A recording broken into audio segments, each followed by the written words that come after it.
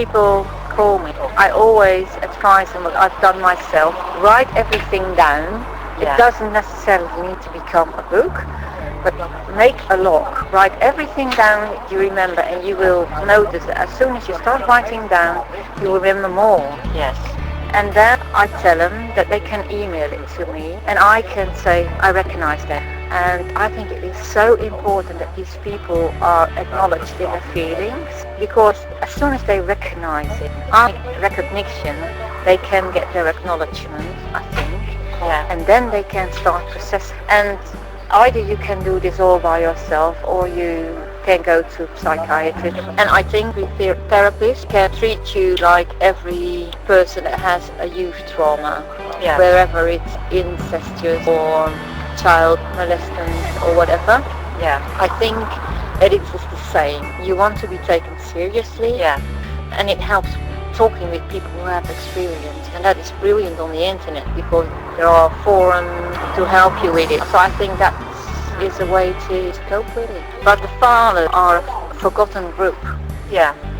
Because if you say I suffered from a form of child abuse, there is this whole world of therapists who is there to help you with post-traumatic stress syndrome. But for the fathers, there's nobody.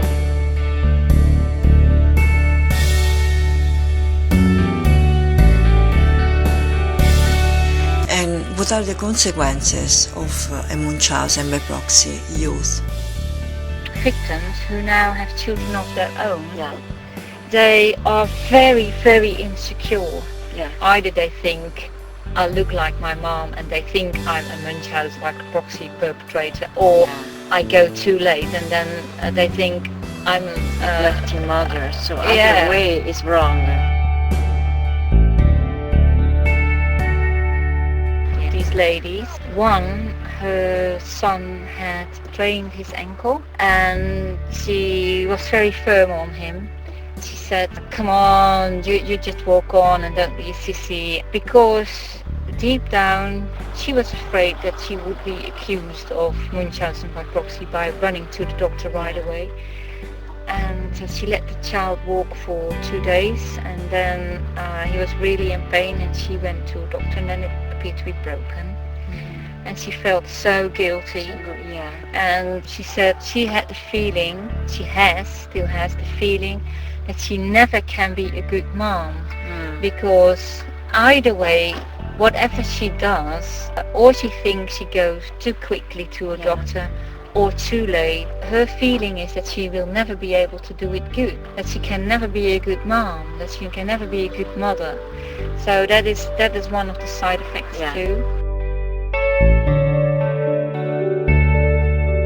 Do you have any advice, like how to deal with this situation when you are how to deal with the conflict when you are in a situation in which you may have to go to the doctor, and then everything is coming up because it's also an automatic process. It cannot help the way you feel. Yeah. It's a feeling, is there, and do you have strategy? What I now have done with my doctor, I said to him, I have difficulty coming to you, and I explained what had happened in my past. That was a bit hard because I did not really felt appreciated in that. He laughed a bit about it, and he's a very kind man, but he thought it was a bit silly that I came to tell him that. But I said, I want you to know that if I come to you, there really is something wrong. Yeah. But I have difficulty coming to you. Since then I've never visited him. That's 6 years ago, I think. Yeah.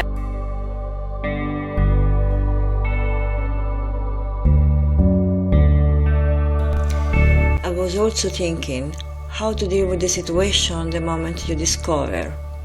In your case, I think you are very lucky because your partner was with you throughout the whole process. So it was not that he had to deal with a certain kind of behavior without knowing where it was coming from. He knew you and he was supporting you. But I was thinking of women who meet their husband and then realize afterwards, maybe, I don't know, when they become a mother and something triggers and they go through the process and then the husband is there and everything is happening from that moment on.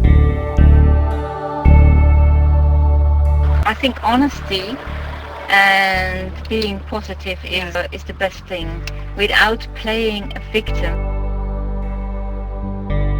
When I speak Dutch, I try to avoid the word victim. Yeah. I try to speak about survivor. Yeah, that's it's in your book. Because that is much more powerful. Yeah. Act as a survivor, not as a victim. And be honest. I think if you hide it, it gets its own life, and maybe it gets dark. And if you get it out in the open, there's more light to be able to say it. Yeah. And so I think honesty towards a new husband is the best thing you can do, because he is entitled to this information. He has to know how you react. Yeah, so I think it's important that the people who are closest to you, that they know what's gone on in your life, if you know it yourself. Yes, because a lot of time they don't know. Yeah.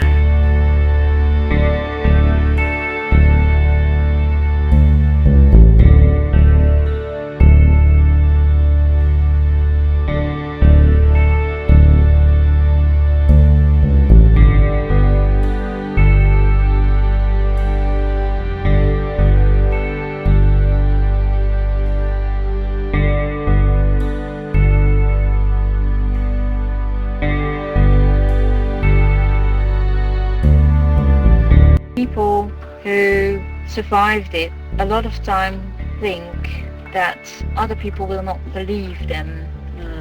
And it is difficult indeed to explain it, because it's so weird and it's so unbelievable that a mother can do that to a child. But I think you have to tell it anyway. Yeah. Because if you don't, you're hiding it sort of, which is not good. I think you have to bring it in the open, because it's not your fault. It's nothing to be ashamed of. It's the responsibility of the perpetrator, of the criminal, so to speak, and it's not your fault. No. It's not that a child can do anything about it to stop it.